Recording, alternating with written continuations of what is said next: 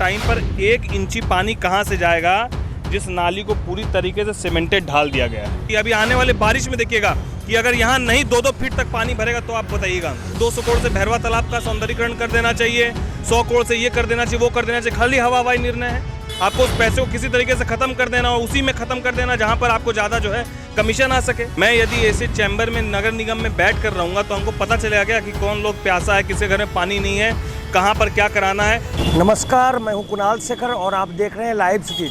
हम इस वक्त मौजूद हैं भागलपुर के पड़ोसी इलाका आदमपुर में। जो ये हम आपको तस्वीर दिखाना चाह रहे हैं, यहाँ पर से होकर कभी नाला जो है शहर का जो हथिया नाला है वो गुजरा करता था, लेकिन स्मार्ट सिटी के तहत भागलपुर में काम चल रहा है और उस जिसके कारण यहाँ पर जो है ढलाई कर दिया गया है नाला के ऊपर और उसके बाद पेवर ब्लॉक लगाने की तैयारी चल रही है। हमारे साथ भागलपुर नगर निगम के उप महापौर राजेश वर्मा हैं। हम सीधे उनसे बात करते हैं। सर, क्या स्थिति बन गई है अभी भागलपुर की? देखिए, सबसे पहले जहाँ पर अभी हम खड़े हैं यह वो नाला था जहाँ पर एक नौजवान की डूबकर मौत हो गई थी। इतना बड़ा खुला नाला था ये।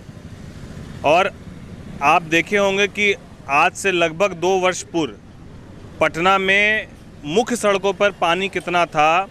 हमारे जो पूर्व डिप्टी सीएम हैं वो अपने घर से किसी तरीके से बचकर निकले थे। वो स्थिति पटना की थी और उसी रस्तों कदम पर बिहार के भी इंजीनियर और पदाधिकारी काम कर रहे हैं। और भागलपुर के पदाधिकारी इस होड़ में है कि पटना के बाद यदि दूसरा नाम आए तो भागलपुर का आए जलमग्न होने में। इसका उदाहरण ये है, अब आप देखिए कि इस नाली में बारिश के टाइम पर 1 इंची पानी कहाँ से जाएगा जिस नाली को पूरी तरीके से सीमेंटेड ढाल दिया गया है। और यदि ये नाली जाम होगी तो इसकी नाली उगाई कैसे की जाएगी, ये किस तरीके से इसका निर्माण किया गया, ये आप समझिए। शहर के तमाम मुख्य बड़े नाले उसको पूरी तरीके से सीमेंटेड ढलाई कर दिया गया बुडको के द्वारा। कोई पदाधिकारी इसका निरीक्षण करने नहीं आ रहा है।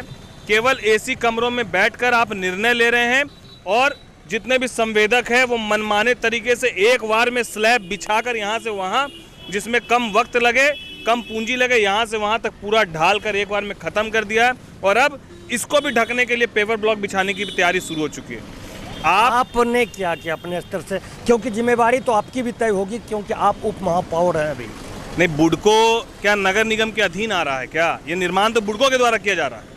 हम इस शहर के हैं, इस शहर की चिंता तब आज हम इस सड़क पर हैं और हम लोग सड़क पर आकर लोगों की समस्या को देखकर, यहाँ की स्थिति को देखकर हम लोग निर्णय लेते हैं। हम लोग एसी कमरों में बैठकर निर्णय नहीं लेते हैं। और इसकी जवाबदेही के लिए जो पूर्व के एग्जीक्यूटिव थे बुडको के, हमने उनको भी इस बात को कहा था और जिलाधिकारी महोदय के सामने भी हमने उनके कार्यालय में कहा है कि सर, जो निर्माण हो रहा है उस निर्माण में एक बार देख के आई, जो सीमेंट से ढलाई की जा रही इतनी बड़ी बड़ी कि जीवन में कभी नाली उगाई हो पाएगा क्या? लेकिन उस ओर कोई पहल नहीं। जो पदाधिकारियों ने, जो इसके बुडको के एग्जीक्यूटिव हैं, संवेदक हैं, जो उन्होंने कह दिया वही सही है। अब वो क्यों सही है, उसके पीछे का क्या मंशा है, वो सब स्पष्ट अपने आप में है। लेकिन मैं ये दावे के साथ कह सकता हूं कि आने वाले वर्षा में शहर जलमग्न होना सुनिश्चित है 110%, क्योंकि पूरे शहर के सभी बड़े नालों को सीमेंटेड ढलाई करके बंद कर दिया गया। कोई जल निकासी का प्रावधान छोड़ा ही नहीं गया। यानी अधिकारी जो हैं जनप्रतिनिधि की बात नहीं सुन रहे भागलपुर में? नहीं, भागलपुर में क्या, आप पूरे बिहार में मैं बोल रहा हूँ।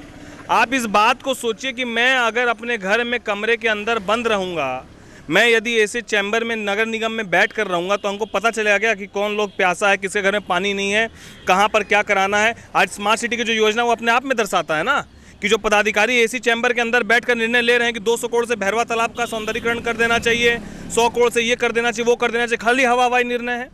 क्या आपने कभी वास्तविकता में लोगों के बीच जाकर देखा कि वास्तविकता में लोगों की स्थिति क्या है? लोग मूलभूत समस्या से जूझ रहे हैं और आप लोग 200 करोड़ का सौंदर्यीकरण करने की बात कर रहे हैं। क्यों? क्योंकि आपको जानकारी नहीं है। आपको उस पैसे को किसी तरीके से ख़त्म कर देना और उसी में ख़त्म कर देना जहां पर आपको ज़्यादा जो है कमीशन आ सके, वही निर्णय चल रहा है। आज ये स्थिति देखिए ना आप, क्या स्थिति है। अभी आने वाले बारिश में देखिएगा कि अगर यहाँ नहीं 2-2 फीट तक पानी भरेगा तो आप बताइएगा हमको। तो इस तरह हमारे साथ भागलपुर के उप महापौर राजेश वर्मा थे, जिन्होंने जिस तरह से ढलाई हो रहा है बड़ा नाला पर, उसको लेकर सवाल खड़े किए हैं और साथ ही कहा है कि जिस तरह से पटना में जल प्रलय की स्थिति हुई थी, यदि अधिकारी यहाँ नहीं सचेत हुए तो भागलपुर में भी जल प्रलय की स्थिति होगी। अपने सहयोगी कैमरा पर्सन सुबोध के साथ कुणाल शेखर, लाइव सिटीज भागलपुर।